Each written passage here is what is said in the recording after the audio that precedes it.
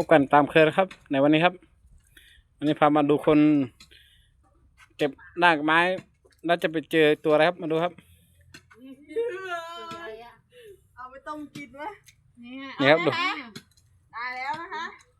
ดูครับ โอ้ยลุดมือมันใหญ่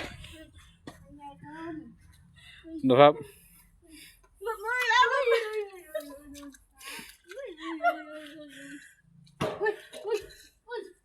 ใส่ตะกร้า ดูครับ